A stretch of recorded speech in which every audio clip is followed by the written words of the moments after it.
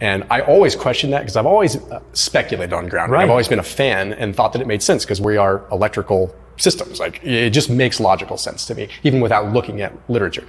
And so I had always questioned that and been like, not many people wear shoes on the beach. And I always thought that. I was like, maybe it's just the fact that they're actually connected to the earth in conjunction with these other things. Yeah. And if going in the ocean, you're grounded. I mean, the sand is grounded without a doubt.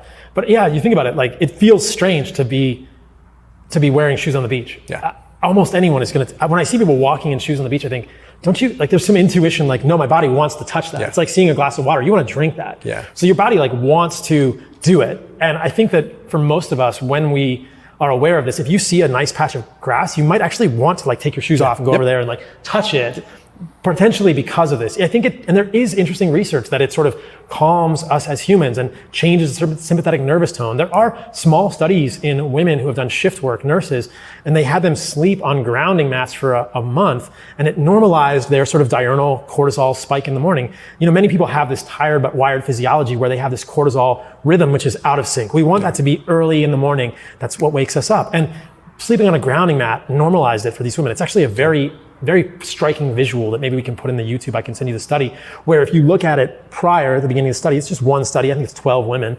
Their cortisol rhythms are all over the place. It looks like spaghetti or something. And then at the end of the study, they're pretty synced up. It's just this gradual decline throughout the day of cortisol and then a morning spike. And the intervention was sleeping on a grounding mat. And a grounding mat is interesting because it's this conductive surface. I think it's some sort of carbon surface. Yeah. It's like, carbon type of conductive surface. Sometimes they have amethyst and other things. You know, we have rubber-soled shoes. Yeah. And how many people are actually grounded at all? Well, and it's plugged into a wall, and it's plugged into a ground. You have to test the outlet, and you can get very 2.7, I think is what it is. 2.7 hertz. I don't know. I don't even know. You can get very geeky about this, and some people are worried about dirty electricity and other stuff. But I think that any grounding is better than no grounding, and like that, basically you plug it into an outlet that's grounded. You test the outlet, and then you're grounded when you're sleeping.